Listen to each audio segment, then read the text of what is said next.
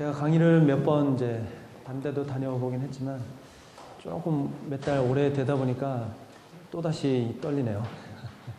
네. 다들 식사를 어떻게 하고 오셨습니까? 교수님과 아까 말씀을 나누다 보니까 교수님께서 제가 너무 젊어 보인다고 저희 너무 그러니까 오해하지 않도록 제 나이를 밝혀달라 뭐 이렇게 얘기를 하셔가지고 참고로 말씀드리면 제가 66년생이고요. 제가 한국은행에 들어온 지는 94년에 들어와서요. 대학원 마치고 94년 들어와서 지금 13년 차 되겠습니다. 처음에 자금부에 좀 있었고요. 저희 외환 보유액 운용하는 외화 자금부에도 좀 있었고요. 지금 하는 업무는 이제 국제금융센터라는 데를 지금 제가 파견을 1년 나갔었는데요. 그 이후에 계속 들어와서도 지금 같은 업무를 하고 있습니다. 그래서 국제금융시장과 주요 선진국 경제 동향을 파악하는 그런 업무를 담당하고 있습니다. 그 관련해서 제가 오늘 진행을 할 내용은요, 국제금융 환경과 국제금융 시장 동향 이렇게 되어 있는데요. 지금 국제금융 시장에서 이슈가 되고 있는 그런 내용들을 위주로 설명을 드리고, 그다음에 이제 시장 동향을 뒤에 이제 덧붙이는 것으로 이렇게 하도록 하겠습니다. 예, 순서를 보시면 주요국 경제 상황을 먼저 설명을 드리고요. 그다음에 이제 주요 이슈들 지금 한 5가지, 6가지였던 것 같습니다. 그 정도 됐고, 시장 동향은 이제 간단하게 설명을 드리고 끝내시도록 하겠습니다. 자, 먼저 주요국 경제 상황을 설명하는 것으로 시작을 하도록 하겠습니다.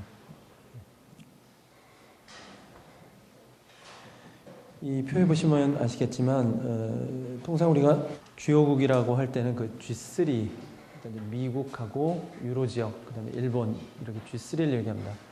거기에 지금 하나 덧붙이자면 요새 급속도로 성장을 하고 있는 중국을 포함시킬 수가 있겠습니다. 그래서 G4 이렇게 이제 생각을 하시면 되겠고요. 뭐니 해도 이제 미국 경제가 아무래도 가장 중요하다고 할 수 있겠습니다. 미국 경제는 지금 보시면 아시겠지만 이건 지금 보시는 건 전망인데요. 2006년 한 3%를 넘는 거로 되는데 사실 이거보다는 좀 떨어질 것 같습니다. 그다음에 이제 일본하고 유로 지역은 그에 못 미치는 수준이고, 이제 중국만 이제 10% 내외의 고성장을 지속하고 있습니다. 개별 국가를 보시면 미국 보시면 최근 들어 성장세가 낮아지고 있습니다.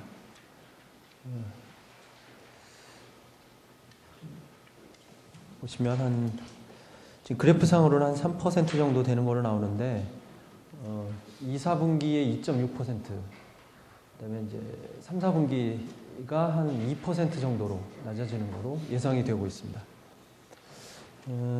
그다음에 이제 물가 쪽은 다소 이제 위험한 쪽인데요. 이 물가 쪽은 조금 주목을 해 보셔야 됩니다. 왜냐하면 글로벌 전 세계 금리를 좌우하는 게 이제 미국의 금리인데, 미국의 금리가 뭐에 좌우되느냐? 주된 요인이 이제 이 미국의 물가이기 때문에 그렇습니다. 지금 물가 수준이 다소 높은 상황이고요. 다소 높다고 말씀드리는 거는 이제 이 FRB의 정책 당국자들이 생각하는 이 정도면 되겠다 하는 그런 범위를 약간 상회하고 있다는 말씀입니다. 자, 유로 지역 경제를 보시면 호조를 지속하고 있습니다. 계속 성장세가 높아지고 있고요. 올 하반기 중에도 이제 한 3% 수준의 성장세를 지속할 전망입니다. 이제 반면에 이 성장세가 이제 높다 보니까 인플레이션도 이제 우려되는 상황이고요. 뭐 계속 그 ECB의 정책위원들이 인플레이션의 이제 우려스러운 수준이고, 그렇기 때문에 이제 정책금리 인상이 하반기 중에 있을 수 있다, 이런 얘기들을 하고 있습니다. 자, 1번을 보시면요, 회복세를 지속하고 있으나 최근 들어 다소 약화되고 있는 모습, 그렇습니다. 그 일본 하면은 그 잃어버린 10년이라는 얘기를 많이 들어보셨죠? 네, 잃어버린 10년인데 사실은 10년이 더 됩니다. 90년대하고 2000년대 들어서 최근까지도 한 2005년까지도 계속 디플레이션이라는 거에 시달려 왔으니까요. 올해 들어서 이제 그 지난해 말부터 올해 들어서 이제 그 인플레이션으로 돌아섰습니다. 거의 뭐 인플레이션이라고 하기도 좀 우스운 그 한 0.5%? 최근에 0.3% 정도의 인플레이션. 그러니까 물가가 거의 움직이지 않는 수준이죠. 근데 이제 이게 그래도 꽤나 그 진전이 된 건데, 최근 그 지난 15년 동안은 계속 물가가 떨어졌다는 말입니다.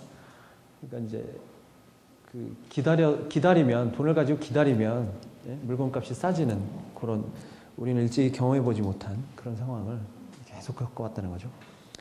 이제 그러다가 최근 들어서 이제 그런 상황이 좀 바뀌는 그런 상황인데, 아직은 그렇게 이제 크게 뭐 성장세가 높아지거나 물가가 좀 오르거나 이런 상황은 아니다, 이런 얘기죠. 자, 중국 보시면 성장률이 10%를 상회합니다. 뭐 과거 우리나라도 그 엄청난 성장률을 기록할 때가 있었는데, 그 요즘 같은 상황에서 10%면 엄청난 겁니다. 제가 이제 국제금융시장 이렇게 보다 보면 유럽 같은 경우도 한 2, 3%. 그러니까 유럽도 올해 들어서 성장이 시작된 거지, 뭐 작년까지만 해도 굉장히 힘들어 했거든요. 그런 상황에서 10%면 엄청난 건데, 그러면 무조건 10%가 좋으냐 하면은 또 그런 것만 같지도 않습니다. 뭐 나중에 계속 얘기를 하겠지만, 그 고도 성장했다는 부작용이 상당히 있지 않나. 또 한 가지 특이한 거는 이제 중국 경제가 이렇게 고도 성장을 지속하고 있음에도 불구하고 이제 물가는 안정 수준이다, 이런 얘기를 할 수가 있죠. 이런 상황을 보이고 있습니다. 예, 뭐 혹자들은 중국의 통계를 어떻게 믿느냐, 이건 다 마사지된 통계 아니냐, 이런 얘기들을 하는데, 뭐 어느 정도는 사실인 것 같고요. 예. 그럼에도 불구하고 좀 이제 물가는 안정되어 있는 게 아니냐, 이렇게 볼 수가 있습니다. 자, 요거는 제가 업무하면서 많이 쓰는 건데, 매월 나오는 그 메릴 린치 투자은행의 글로벌 펀드 매니저 서베이입니다. 그 중에 표 2개를 이제 카피를 떠온 건데요. 보시면 아시겠지만, 현재 경기 사이클이 어디에 있느냐? 그러면 얼리 스테이지, 상승 국면의 얼리 스테이지냐, 뭐 그런 얘기인데요. 지금 보면은 레이트 사이클, 떨어지는 쪽에, 경기 하강 국면 쪽에 있다, 그런 의견들이 지배적이죠.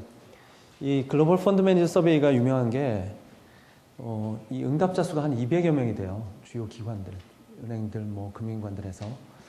이 정도 규모의 그 의견을 취합하는 게 쉽지가 않거든요.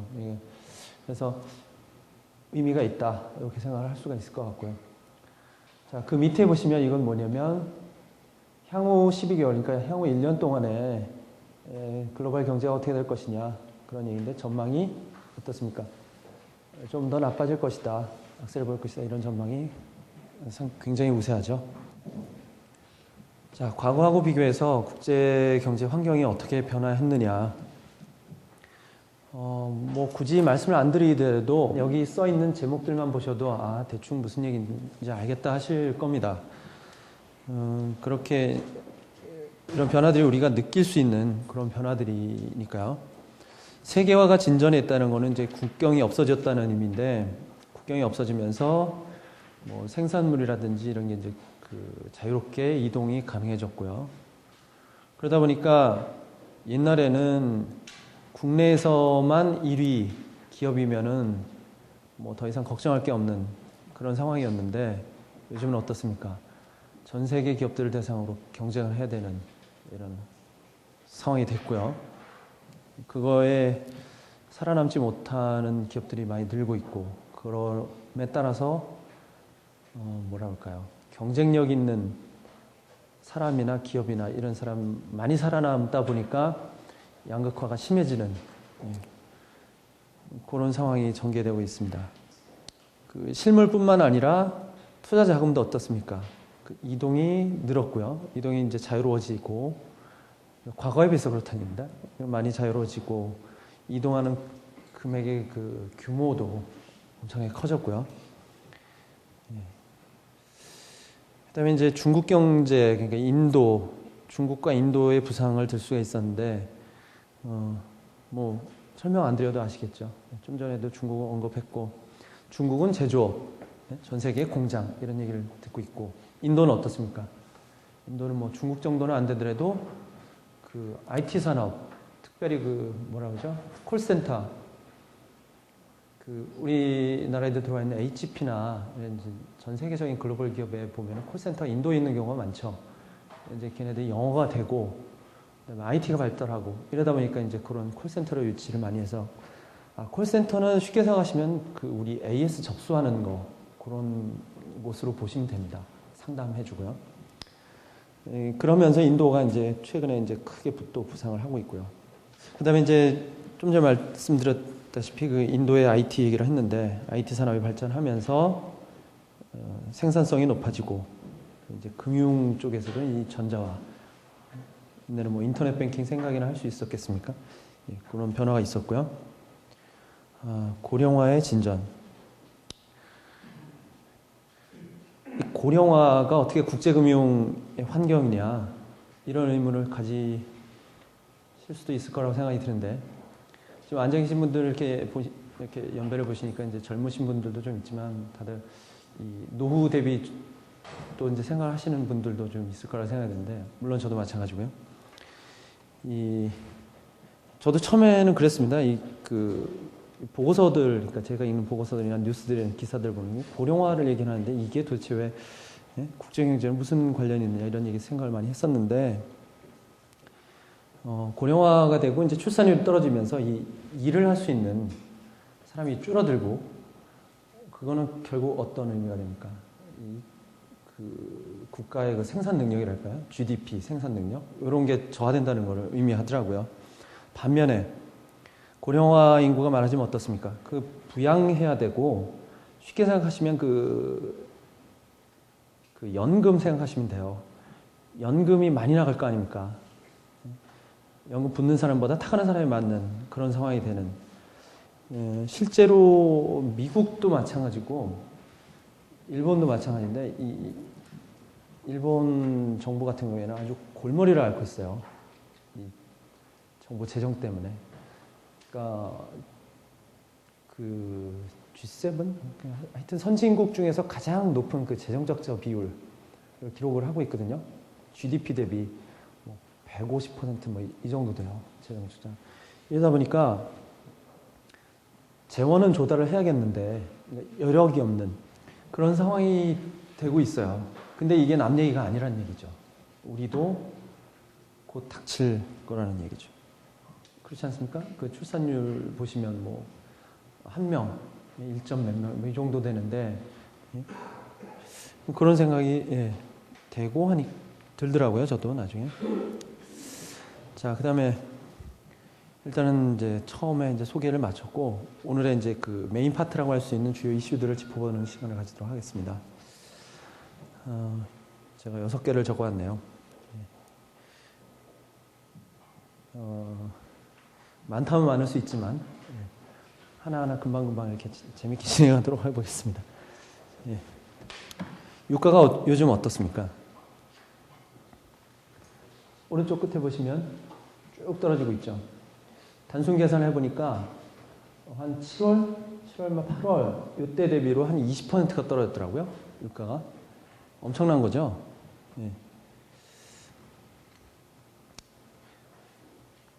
그래서 이제 제가 요 종전까지는 강의를 다니면서 유가 상승에 대해서만 얘기를 하면 됐습니다. 근데 오늘 이걸 준비하다 보니까 이건 하락을 또 얘기해야 되겠더라고요. 그래서 우선 이제 상승기의 특징에 대해서 간단하게 설명을 드리겠습니다.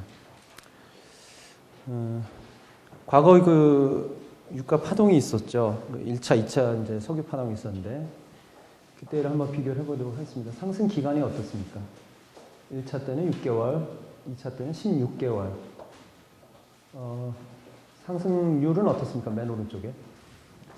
6개월 만에 274%가 뛰었죠. 엄청난 거죠.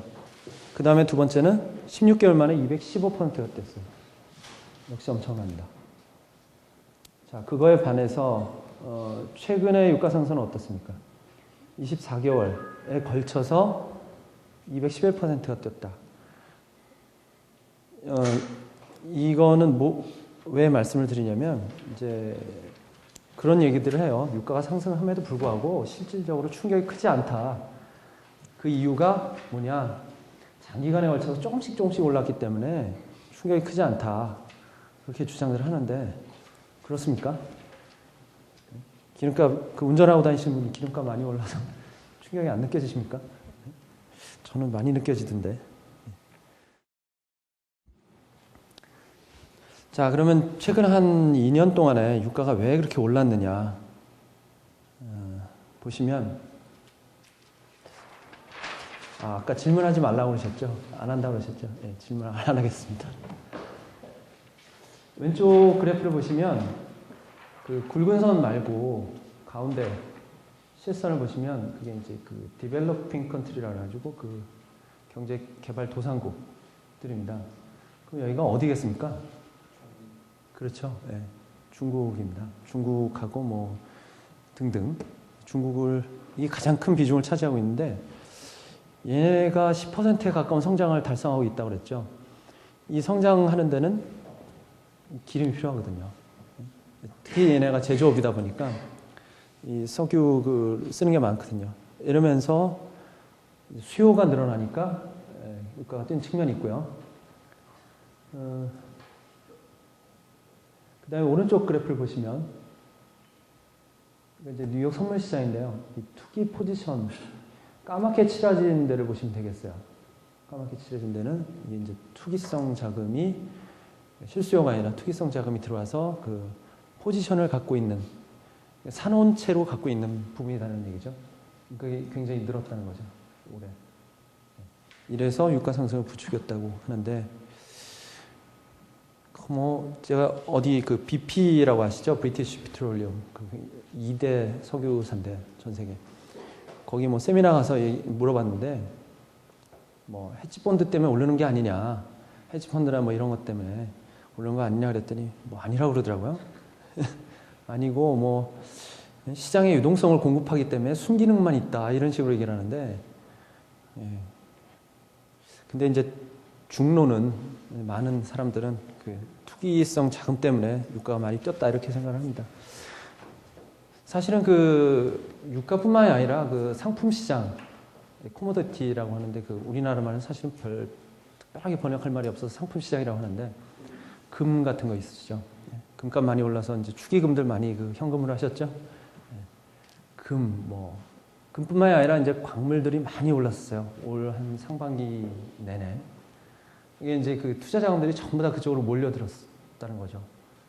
그러면서 이제 그 기름, 금 이런 것들이 같이 뛰는 이런 현상이 있었다는 거죠. 자, 유가 상승의 영향은 보시면 아시겠지만 제품 가격 올라가고 가격 올리는데도 이제 한계가 있기 때문에 기업의 이익이 감소하고 또는 임금을 낮추거나 가격 경쟁력이 안 되니까 수출이 감소하고 수입이 느는 안 좋죠. 석유 수출국 빼고는 다들 안 좋죠. 자, 한 가지 개념을 소개를 해드리면은 전 세계 주요 중앙은행들이 이제 관심을 가지고 있는 게 있어요. 그게 이제 뭐냐면 2차 파급 효과라는 건데요. 유가 상승의 2차 파급 효과.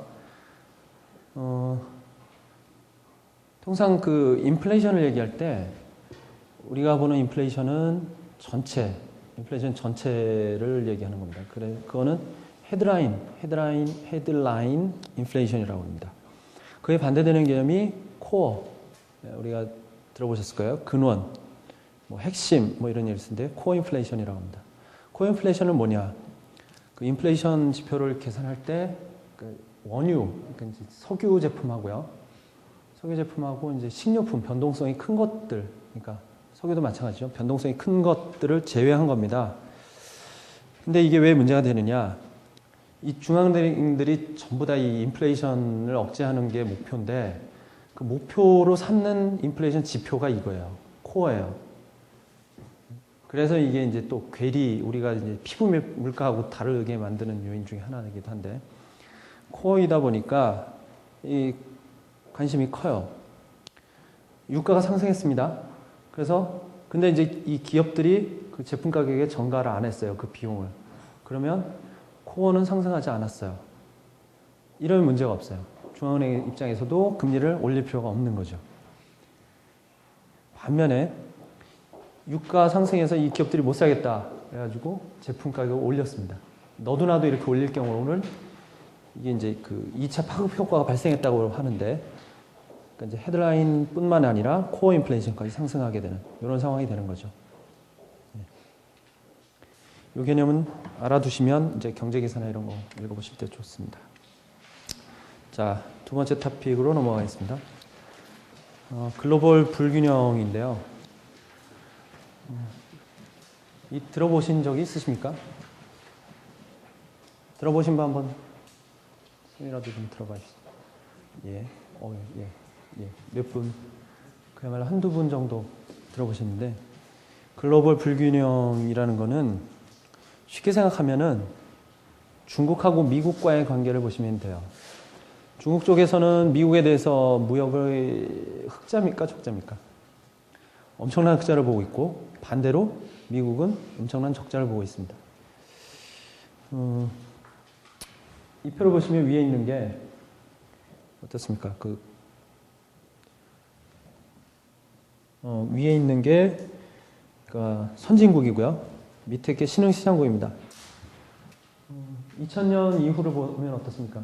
위에 짙은 검은색이 흑자인데 신흥시장국들은 흑자를 보고 있고 밑에는 선진국들인데 적자를 보고 있죠. 밑으로 내려와서. 그렇죠? 이 주인공이 누구냐? 밑에 그래프 보시면 미국이다 이거죠. 미국이 전 세계 적자는 거의 다 도맡아서 하고 있다는 거죠. 미국의 경상수지 적자가 한 올해 9천억이 된다고 9천억 달러가 된다고 하는데 이거 뭐 엄청난 겁니다. 자, 지역별로 한번 보겠습니다. 지역별로 보시면 맨 왼쪽 위에가 이스트에이시아, 동아시아고요. 그 오른쪽이 중국, 아래 왼쪽이 기타 신흥시장국, 오른쪽은 산유국 이렇게 되겠습니다. 자, 그리고 빨간색은 투자입니다. 그리고 파란색은 저축이에요. 자, 보시면 어때요? 저축이 많습니까? 투자가 많습니까? 파란색이 다 위에 있죠. 최근을 보시면 돼요. 2000년 이후에. 파란색이 위에 있다는 얘기는 저축이 더 많다는 얘기죠. 뭐보다? 투자보다. 통상 투자는 그러니까 이제 그 개방 경제가 아닌 폐쇄 경제를 상정했을 때 투자 자금은 어디서 나옵니까? 저축. 그렇죠? 은행에 저축된 자금을 기업들이 빌려서 또는 뭐 주식시장이라든지 저축을 가지고 투자를 한다고 보시는 게 맞는데 지금 다 어떤 모양이냐면 투자보다 저축이 많다는 얘기죠. 돈이 남아 돈다는 얘기죠. 그럼 이 돈이 어디에 갔겠습니까? 여기 안 들어있는 데가 어디입니까? 미국으로 돌아가는 거죠. 그러니까 이런 나라들은 경상수지 흑자를 보고 있는 거예요. 그러니까 국내에 돈이 남아, 수출해서 돈이 남았어요. 그 돈이 다 어디로 갑니까? 다시 미국으로 가는 그런 상황이죠.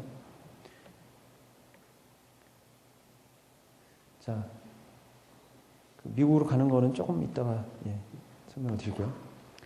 이런 불균형이 발생하게 된 원인이 뭐냐 도대체 이런 얘기들을 하고 있는데 사실 어떻게 보면 다 비슷한 얘기예요. 좀 전에 한 얘기이기도 하고요. 저축이 남아서 미국으로 들어간 저축이 남았기 때문에 이런 불균형이 생기는 버냉키 맨 위에 거 보시면 버냉키의 주장인데요. 글로벌 과잉저축이 미국으로 유입됐다. 좀 전에 앞에 슬라이드에서 나온 것처럼 중국의 저축 증가. 중국이 저축을 얼마나 많이 하냐면요. GDP 대비 50%, 그러니까 그러니까 버는 거에 한 반 정도를 저축을 하는 셈이에요. 통상 그 중국이 고도 성장, 10%가 넘는 성장을 달성하는데 가장 중요한 역할을 하는 게 수출도 수출이지만 투자거든요. 정말 뭐 속된 말로 미친 듯이 투자를 하고 미친 듯이 성장을 하는데 그 투자에 비해서도 저축률이 훨씬 더 높아요. 훨씬은 아니지만 더 높아요. 그러니까 돈이 남아도는 거죠. 이런 상황입니다. 근데 이제 뭐 정도의 차이는 있지만 아시아도 마찬가지라는 거죠. 수출을 해서 벌어들인 돈이 국내 투자를 하고 하는 것보다 남는다. 그러면 그 돈이 다 어디로 가느냐? 결국 남는 게 미국으로 들어간 거다. 이런 얘기를 하는 거죠. 자, 미국으로 어떻게 들어갔느냐? 쉽게 생각하시면 우리 외환 보유액 쌓지 않습니까? 외환 보유액이 뭡니까? 달러 표시 자산인데 우리가 수출해서 벌어들인 돈, 쓰고 남은 돈을 우리가 이제 외환 보유액으로 넣어놨다, 저축을 했다고 생각하시면 편하고요. 그 돈이 결국은 어디로 투자됩니까? 60, 70%는 미국 국채로 투자됩니다. 국별로 차이는 있지만, 그러니까 결국은 미국에서 벌어들인 돈이 다시 미국으로 들어가는 이런 형국이라는 거죠. 그러니까 어떻게 보면 웃긴데, 니네가 돈을 우리한테 대주니까 우리가 계속 이렇게 적자를 보면서 쓰는 거 아니냐. 이런 얘기거든요.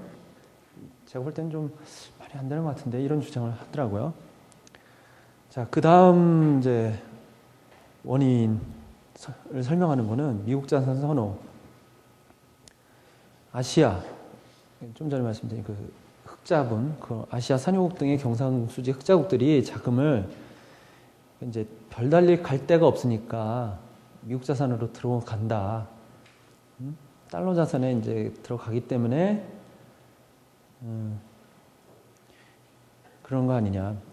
자, 여기서 설명을 하나 드리면, 만약에 우리가 친구가 돈을 처음에 돈 10,000원 빌려달라고 할 때는 쉽게 빌려줄 수 있죠. 근데 만약에 이 친구가 알고 봤더니 여기저기서 돈을 꾸고 다녔어. 그러면은 우리가 더 돈을 빌려줄 수 있겠습니까? 힘들죠? 그러니까 미국에도 마찬가지예요. 우리가 이제 미국이 경상수지 적자를 보고 있고, 그럼 그 돈이 어디서 나오느냐? 적자가 한 달에 600억 달러만 이래요, 미국이. 근데 미국으로 흘러 들어가는 투자 자금이 얼마냐면, 지난 8월에는 1,000억 달러가 넘었습니다. 그러니까 이 재정 적자를 보전하고도 훨씬 남는, 물론 항상 그런 건 아니었지만, 그러니까 대체로 볼 때 미국의 적자가 유지가 되고 있어요. 그러니까 외부에서 빌려주는 돈으로. 아직까지는. 이런 건데, 왜 그러냐? 다시 여기로 돌아가면, 미국 자산이 좋기 때문에 그런 거다. 내가 돈이 굴릴 데 없지. 굴릴 데 없지. 사실 없어요. 그 막대한 돈을 어디로 굴리겠습니까? 누가 받아주겠습니까? 우리가 미국 국채 사는 거 왜? 사실 갈 데가 없어요. 물론 유로 채권 사도 되지 않느냐, 일본 채권 사도 되지 않느냐 하지만 그 정도 시장이 되는 데가 없습니다. 그 정도 물량을 받아주지 데가 없고, 만약 시장이 얼마 안 되는데 거기에 이만한 자금이 몰려보세요. 가격이 확 뛰겠죠. 나중에는 사기엔 너무 부담스러운 가격이 뛴다는 얘기죠. 그 다음에 언제든지 이 외환 보유액이라는 건 언제든지 현금화를 해서 나올 수가 있어야 되지 않습니까? 이게 유동성이라는 얘기인데, 그럴 수 있는 시장이 어디냐? 그것도 별로 없다는 얘기죠. 그래서 안정성과 유동성, 미국이 설마 망하겠습니까? 그런 측면에서 안정성, 이런 얘기죠. 이 두 가지를 겸비한 자산이 없기 때문에, 반대로 얘기하면 미국이 이런 두 가지 특성을 서비스로 할 수 있기 때문에 이게 지탱이 되는 거다. 이런 식으로 설명을 하는 거죠. 일리가 있기도 해요. 그죠? 자, 미국의 저축 감소. 이건 거꾸로 생각하시면 돼요. 맨 위에. 미국은 저축을 안 하거든요. 빌려서 소비를 하는 거죠. 그렇죠? 아까 말씀드렸듯이. 빌려서 소비를 하는. 그 이유야 뒤에 나오겠지만. 근데 그 이유가 뭐냐? 미국의 금리를 너무 낮췄기 때문에, 낮은 수준으로 놔뒀기 때문에, 2년 전까지만 해도 미국의 금리가 얼마였습니까? 정책 금리가. 단기 금리가 1%였어요. 여러분들 그 보통 예금 통장의 그 체킹 어카운트 거기에 투자한다고 생각하면서 돈 넣어놓는 건 없죠. 금리가 안 되니까. 그럼 마찬가지라는 거죠. 미국 사람들은 저축할 유인이 없으니까 그냥 쓴다는 거죠. 자, 원인은 어쨌든 간에 해법, 이걸 어떻게 풀 거냐. 그럼 왜 풀어야 되느냐를 먼저 말씀드리면, 지금까지는 아까 괜찮다고 했죠. 지금까지는 미국으로 투자 자금들이 들어간단 말이에요. 근데 어느 날 갑자기 제가 아까 말씀드린 것처럼 이 녀석을 더 이상 못 믿겠다. 누구도 돈을 서로 안 주려고 그래요. 그럼 어떻게 되겠습니까? 달러 자산의 가치가 어떻게 됩니까?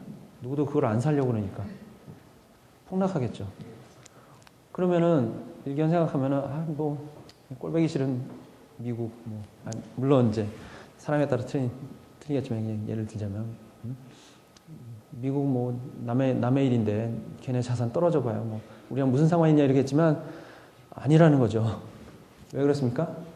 우리도 걔네 자산을 엄청 갖고 있기 때문에 이미 우리가 외환보유액이 2천억 달러가 넘는데 그중에 반만 해도 얼마입니까? 1,000억 달러라고요? 1,000억 달러가 10%만 폭락해 보세요. 가격이 얼마입니까? 100억 달러예요. 100억 달러 환산해 보십시오. 우리나라 돈으로.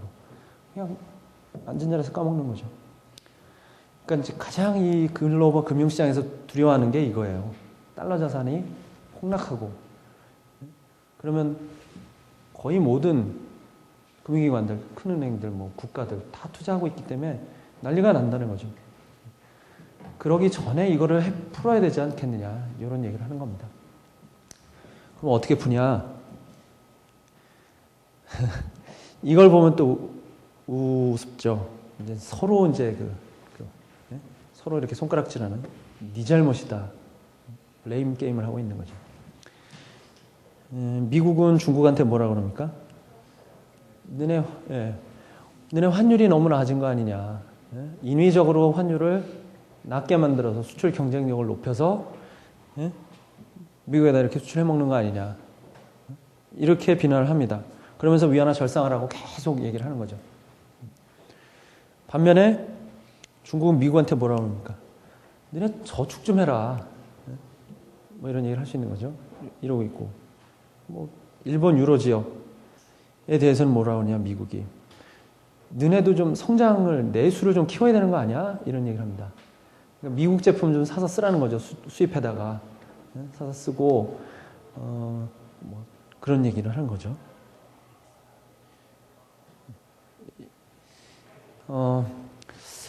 그러면 이 국제기구들은 뭐라고 할까요? 누구 잘못이라고 할까요? 국제기구들은 이제 누구 잘못이라고 이렇게 지적하기 뭐 하니까 두리뭉실하게 이제 다 책임이 있다 이런 얘기를 합니다. 다 책임이 있다. 그래서 각자의 책임이 있다. 미국은 저축을 늘리고 소비를 줄여라. 중국은 위안화 절상해라. 아시아 국가들도 환율 절상해라. 물론 우리를 포함해서요. 이런 얘기를 하는 거고 유로 지역과 일본 너네 성장률 좀 제고하기 위해서 내수 부양책을 써라. 이런 얘기를 하는 거지. 자, 그러면은 요거 하나를 더 하고 잠깐 쉬도록 하겠습니다. 가능하십니까? 예. 자, 여기 제가 들어오기 전에도 그 교수님하고 좀 얘기를 할 기회가 있어서 얘기를 하다 보니까 이 얘기가 나왔었는데 그 과잉 유동성 얘기를 좀 하도록 하겠습니다. 왼쪽 그래프 보시면은 이제 정책금리 수준이 나와 있는데 일견 보면은 미국 같은 경우에는 꾸준히 금리를 올려서 많이 높아진 거 아니냐 이렇게 얘기를 할 수 있는데 어떻습니까? 지금까지 올린 거는 그 소위 말하는 중립적인 수준, 경기를 부양하지도 아니면 경기를 억제하지도 않는 또는 물가를 억제하지도 아니면 물가가 높아지게 놔두지도 않는 그런 중립적인 수준까지 올린 거에 불과하다 이렇게 보시면 돼요. 쉽게 생각하시면. 그리고 뭐 모두에서 말씀드렸듯이 유로 지역은 성장률 자체가 낮으니까 정책금리도 한 3% 정도. 일본은 정책금리 아시는 분? 일본의 정책금리 아시는 분 계세요? 그냥 손만 들어보세요. 물어보진 않겠습니다. 0.25%입니다. 0.25%. 콜금리가 연율. 그러니까 1년 넣어두면 0.25%를 주는 거죠. 그러니까 어떻습니까? 금리가 낮죠? 금리가 낮다는 거는 통화량으로 생각하면 어떻습니까? 통화량이 많다는 얘기입니다. 유동성이 풍부하다는 얘기고 어느 누구나 돈을 쉽게 구할 수 있다는 얘기고 저렴한 금리로 유동성이 많다는 얘기인데 그러면 돈이 많으면 뭐 어떠냐? 돈이 많으면 통상적으로 우리가 경제학에서 뭐 물가가 높아져서 부작용이 생기는데 지금 돈이 많다고 해서 물가가 높냐? 그런 것도 아니란 말이야. 그럼 뭐가 문제냐? 문제를 먼저 살펴볼게요. 한마디로 얘기하면 자산 가격이 너무 높아진다는 거예요. 과도하게 높아진다는 거죠. 자산 가격. 자산이라 하면 부동산, 주식, 채권 이런 걸 다 얘기합니다. 주식시장이 예를 들어서 악재가 있는데도 조금 내려요. 악재가 있어도. 왜냐하면 살 사람이 많으니까. 그리고 호재가 요만한 호재가 있으면 막 폭등을 하는 거죠. 이런 상황이 된다는 거죠. 자, 주식시장보다 좀 더 우리가 좀 와닿는 거는 뭐냐면 부동산 시장입니다. 부동산 시장을 생각하시면 돼요. 요즘 어떻습니까? 부동산 많이 뛰죠? 네? 또 강남 뭐 지역 얘기를 하고 하는데 우리나라뿐만이 아닙니다. 이거는 미국 마찬가지고 일본은 약간 예외네요. 네? 디플레이션 상태고 이제 최근 들어서 동경 지역을 중심으로 이제 지가가 뛴다고는 하는데 좀 예외인데 그 이전에 그 부동산 그걸 겪은 데가 영국은 이제 좀 진정이 된 측면이 있고 그다음에 뭐 호주, 뉴질랜드 이런 데도 많이 올랐습니다. 부동산이. 이게 다 왜 뭐 때문이다? 유동성이 많아서 그렇다. 그럼 왜 유동성이 많아졌느냐?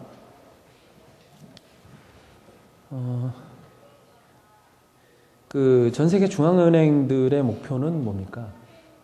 물가 안정이라고 쉽게 얘기하면 단순화하자면 물가 안정이라고 얘기를 할 수 있는데 그럼 아까도 얘기했듯이 물가가 안정돼 있단 말이에요. 굳이 물가가 안정돼 있는데 금리 인상해가지고 뭐 정부나 이런 데서 욕먹을 필요가 없지 않습니까? 그러니까 이제 금리를 낮은 상태로 놔두는 거예요. 봐라, 우리 물가 잘 지키고 있다. 중앙은행 입장에서. 근데 왜 물가가 낮을까요? 전 세계적으로. 중국 요인이라는 게 있기 때문에 과거와 달리 세계화를 통해서 중국이라는 나라의 물건을 들여올 수가 있게 됐고 그러면서 싼 물건들이 있다 보니까 뭐 물건값이 높아지지 않는 거야. 그러니까 이제 물가가 적어도 표면상으로 볼 때는 안정되어 있는 거죠.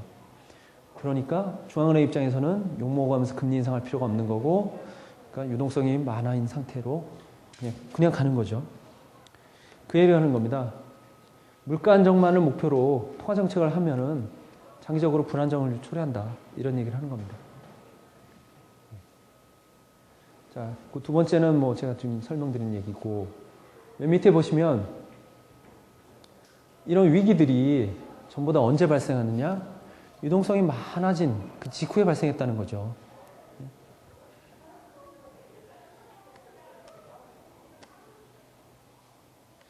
자, 그러면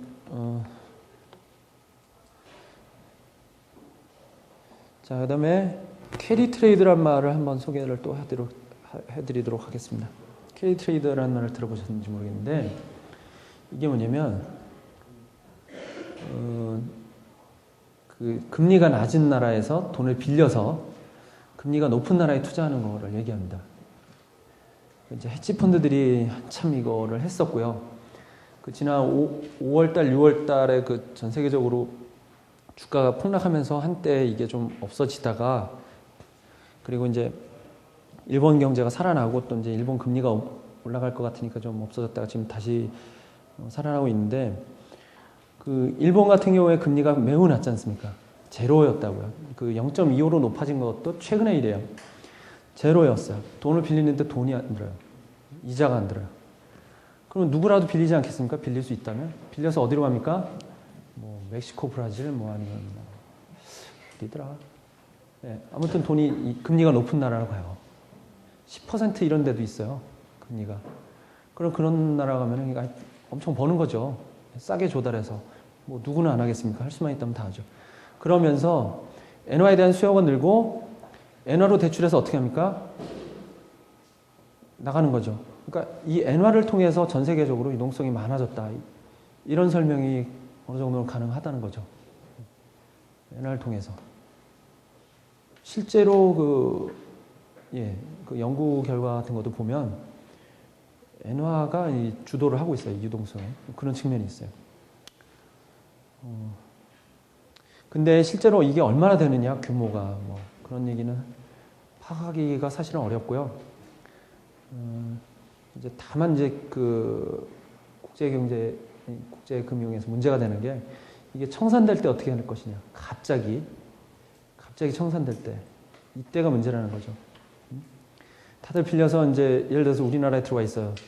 그래서 주가가 막 뛰고 막 이랬어. 그런데 오늘 갑자기 일본이 금리 인상을 한대. 그러면 이 캐리 트레이드 하는 친구들이 불안할 거 아닙니까? 조달 비용이 높아지니까. 그러니까 한국에 있던 자산을 팔고 나가는 거예요. 갑자기. 그러니까 그럴까봐 이제 다들 걱정을 하고 있고 우려를 하고 있는 거죠. 그래서 캐리 트레이드의 청산 시에도 문제가 되지 않느냐. 이런 얘기를 하고 있고요. 글로벌 유동성 과잉이라는 얘기를 했는데 이건 뭐 우리나라도 예외가 아니고요. 저희 한국은행에서도 그 주의를 집중해서 보고 있습니다. 이제 여러 가지 부작용이 있기 때문에 굳이 금리가 그러니까 인플레이션이 아니더라도 과잉 유동성을 고려하지 어느 정도 해야지 않느냐 뭐 이런 얘기들을 하고 있는데 자, 이 정도 하고 잠깐 쉬도록 하겠습니다.